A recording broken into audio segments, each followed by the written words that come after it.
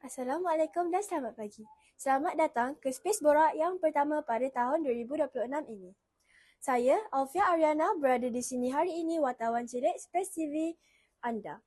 Di sini, saya akan membuat temu buah ringkas bersama bersempena peluncuran program nilam galakan membaca Space di SK Perigi Aceh pada pagi ini. Kita dihadiri tetamu yang sangat istimewa. Saya memperkenalkan tetamu istimewa kita iaitu Puan Afzam binti Abdullah, penolong pegawai pendidikan daerah Pasir Gudang, Unit Sumber dan Teknologi Pendidikan Sektor Pembelajaran Pejabat Pendidikan Daerah Pasir Gudang. Kami di sini mengucapkan ribuan terima kasih atas kesudian Puan hadir ke sekolah kami pada hari ini. Selamat pagi Puan, apa khabar? Ya, selamat pagi. Assalamualaikum. Baiklah, terdapat beberapa soalan yang ingin saya tanyakan. Mari kita mulakan dengan soalan yang pertama. Pada pandangan Puan Afzam, mengapakah pelaksanaan peluncuran program nilam galakkan membaca perlu diadakan pada setiap tahun? Okey, terima kasih. Adik Alfia. Lancar Adik Alfia bercakap hari ini. Okey, jadi pertama sekali saya nak ucapkan Assalamualaikum warahmatullahi wabarakatuh kepada semua warga, pendidik, rakan-rakan guru dan juga pelajar-pelajar, murid-murid daripada SK Perigi Aceh. Jadi pertama sekali berbalik kepada soalan Adik Alfia tadi, so bagaimana penekanan ataupun kita katakan program-program seperti bentuk peluncuran dan pelancaran untuk program-program galakan membaca dan juga nilam ini perlu diadakan setiap tahun. Macam saya kongsikan sebentar tadi semasa ucapan saya di majlis peluncuran tadi, program nilam ini telah lama diadakan dari tahun 1998. Jadi bila tahun 1998 tu menuju ke 2026, satu tempoh yang sangat panjang, satu tempoh yang sangat lama. Jadi bila perkara lama ni kita perlu ingatkan banyak kali. Jadi dengan kapasiti ataupun kita katakan peluncuran ini diadakan setiap tahun, jadi kita nak pastikan murid kita, warga pendidik kita, cikgu-cikgu kita sentiasa dibugarkan, sentiasa diberitahu, sentiasa diingatkan tentang adanya program nilam ini. Demi objektifnya untuk melestarikan program galakan membaca. Terima kasih Puan atas pandangan yang diberikan. Soalan seterusnya, kita tahu pastinya terdapat pelbagai aktiviti nilam yang menarik telah dirancang dan akan dilaksanakan sepanjang tahun.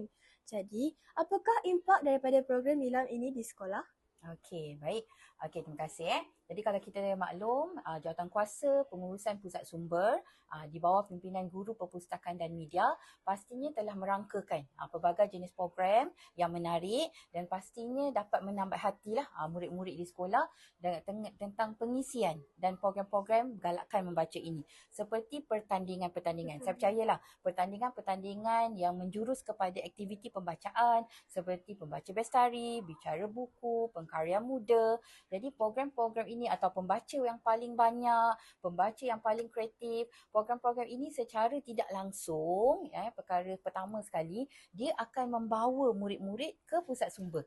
Sebab bila ada program-program atau pertandingan-pertandingan begini yang diadakan, murid-murid akan cari di mana sumber nak dapatkan bahan bacaan.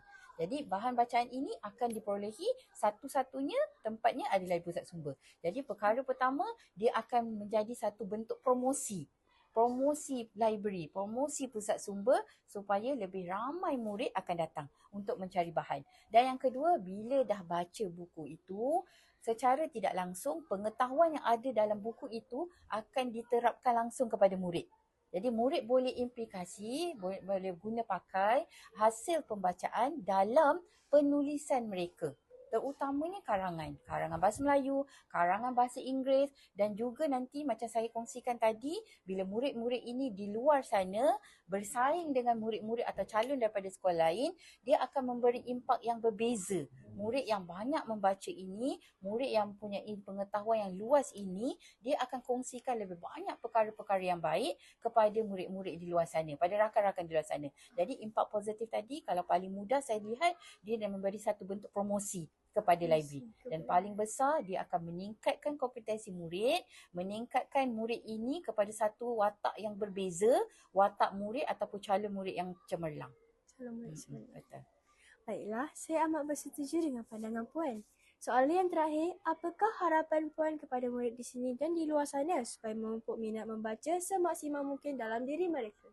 Okey, jadi ini satu perkara atau satu soalan yang baik. Soalan yang baik. Sebab kita lihat di sini zaman sekarang ni murid-murid kita dah terdedah dengan pelbagai bentuk cabaran. Cabaran teknologi, cabaran dalam bentuk digital, cabaran dalam bentuk media sosial yang pelbagai yang menyebabkan murid-murid kita dah tersasar jauh. Dia dah ralit. Orang kata dia dah ralit. Buku ni mungkin hanya bentuk yang dilihat semasa sesi persekolahan. Dia pegang buku fizikal semasa berada di sekolah. Tapi bila balik rumah, perkara pertama yang akan dipegang adalah telefon bimbit, iPad, tablet dan sebagainya. Jadi itu sebenarnya satu cabaran yang besar. Cabaran yang besar kepada murid-murid ini yang mana macam mana kita nak pastikan murid ini sentiasa berada dekat dengan buku. Berada dekat dengan bahan-bahan ilmiah. Instead of dia nak pegang buku-buku, telefon bimbit ataupun bahan-bahan gadget macam ni. Jadi apa yang kita nak ialah harapan saya bila murid-murid ini kita kena di peringkat sekolah lah. Peranan guru, peranan pengawal pusat sumber ataupun peranan warga pendidik secara keseluruhannya untuk memastikan murid-murid kita ini sentiasa berada dekat dengan buku.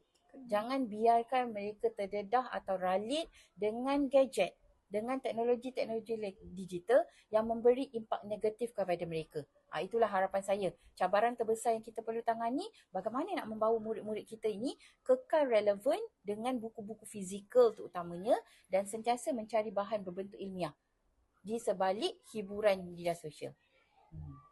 Saya juga mengharapkan begitu.